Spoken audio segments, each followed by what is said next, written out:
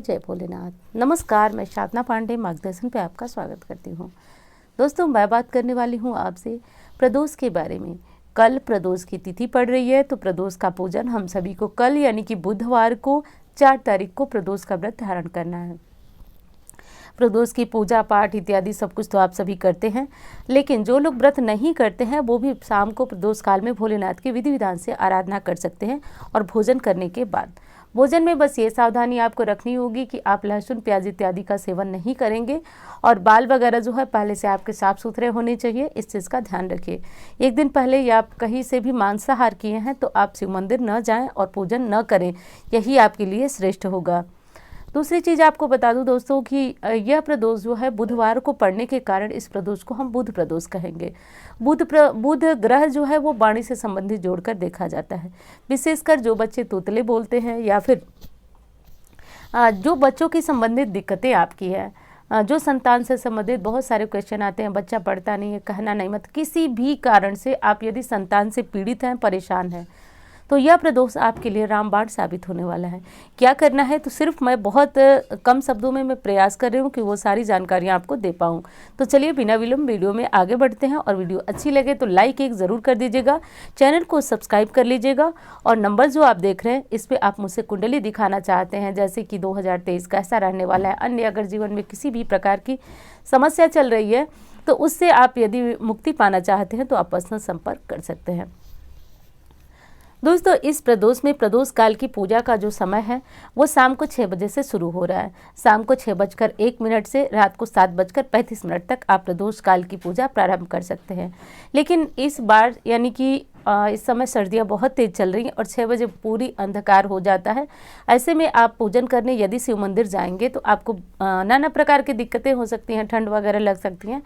तो सब मिलाकर के यदि आप शाम को 5 बजे के बाद 4:30 बजे के बाद भी शिव मंदिर जाकर पूजन कर लेते हैं तो श्रेष्ठ है। जो लोग मंदिर नहीं जा पाते हैं वो इस उपाय को घर पे करेंगे, लेकिन मैं बहुत अच्छी तरह से आपको बता देती हूँ कि घर पे बहुत अधिक प्रभावशाली नहीं हो पाता है कोई भी उपाय। क्यों नहीं हो पाता है वो मैं पहले भी आपको बता चुकी हूँ, लेकिन चलिए थोड़ा सा बता ही देती हूँ। क्योंकि मंदिर में जो होती है भगवान की अचल प्रतिष्ठा होती है, और हमारे घरों में छोटा सा शिवलिंग होता है, उनकी हम चल प्रतिष्ठा करते हैं, यहाँ से वहाँ हटाकर साफ करना रखना, ये सारी चीज़ें होती हैं। तो वो पूजा वो उपाय उस प्रकार फलीभूत नहीं होता है। अब चलिए विशेष बात मैं कर लेती हूँ।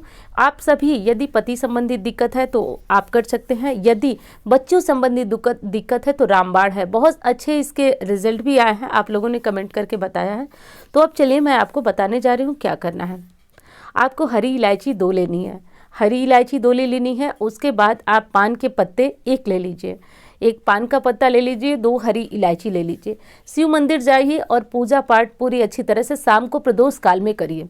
करने के बाद आप अंत में जब आपकी सारी पूजा प्रार्थना खत्म हो जाए, आरती करनी बाकी रह जाए, तो उसके पहले आप ये पान के पत्ते पे 2 इलायची रख करके और भोलेनाथ के शिवलिंग पे समर्पित करते हुए अपनी मनोकामना हमको कहना है कि हे महादेव, मेरे बच्चे की वाणी में सुधार आ जाए। जैसे बहुत सारी बहनें हैं, बहुत पीड़ित हैं, बच्चा उनका कहना नहीं मानता है, बात नहीं सुनता है, पढ़ाई में भी कमज़ोर है, ये भी एक बहुत बड़ा दर्द है माँओं के लिए। तो आप इन सब के लिए ये उपाय करिए। देवादिदेव महादेव बहुत बड़े दानी हैं। आप ये समझिए ना कि दुनिया में इससे निस्वार्थ कोई रिश्ता ही नहीं है। हर रिश्ते की कोई ना कोई कीमत सबको चुकानी पड़ती है, लेकिन महादेव के साथ जो आपका रिश्ता जुड़ जाए ना, उसकी कोई कीमत नहीं है। वो आप रूप अपने भक्त का हाथ पकड़ने के लिए आते हैं। ऐसे बहुत सारे अनुभव, मैं तो बहुत बहुत बहुत तुच्छ भक्त अपने आप को मानती हूँ, लेकिन इतना जानती हूँ कि जब कोई भी बहुत करुणा से बहुत प्यार से बुलाता है उन्हें ना, तो वो आकर उसके दुखों को दूर करते हैं। आप बच्चे से परेशान हैं तो किसी से मत कहिए, कुछ मत कहिए, आप पहले इस उपाय को कर लीजिए। तो जब सब पूजा हो जाए तो ये शिवलिंग पे चढ़ाइए, भोलेनाथ से अपनी सभी मनोकामना कहिए ना, जैसे आप अपने सगे संबंधी किसी प्रियजन से अपने बच्चे के बारे में कहते हैं, बस उस तरह से आप बात करिए। उनसे कहिए कि हे महादेव, मेरे बच्चे की ये समस्या दूर हो जाए।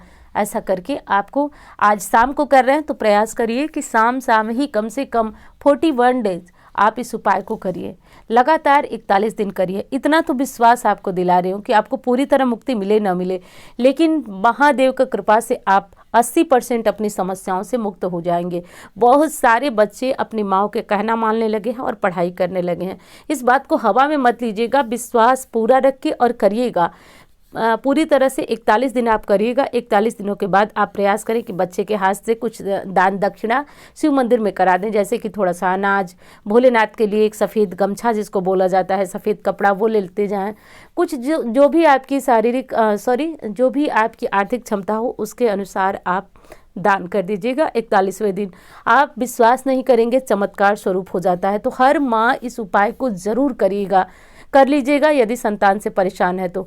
दूसरी चीज़, यदि पति से परेशान है, वो आपको बार बार गालियाँ देते हैं, आपकी बात नहीं सुनते हैं, बहुत सारी बहनें बहुत ज़्यादा दिक्कत में हैं, तो यदि पति लोग मेरी बात सुन रहे हैं तो आप लोगों से यही प्रार्थना है मेरी कि पत्नियां भी मतलब जीव हैं, आप लोग समझिए, वो भी आपकी तरह हमारी तरह है, तो उनको तो कतई भी कुछ कहना बहुत हद तक गलत है।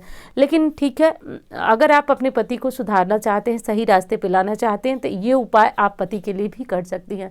सब मिलाकर ये उपाय जो है वो व्यवहारिक रिश्ते को सुधारने के लिए है, तो इसे ज़रूर कर लीजिएगा। लेकिन पति और बच्चे के लिए ही कर सकते हैं, अन्य संबंधों के लिए ये उपाय कारगर नहीं है, तो कर लीजिएगा दोस्तों।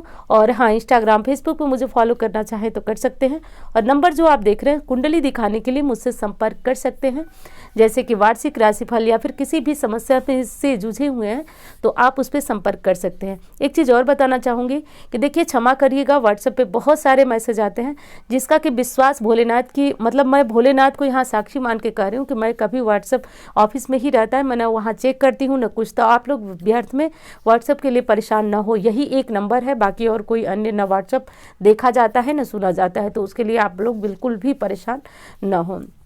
तो चलिए, मिलते हैं उस तरह के वीडियो के साथ, तब तक के लिए भोलेनाथ का नाम लेते रहिए। हर हर महादेव।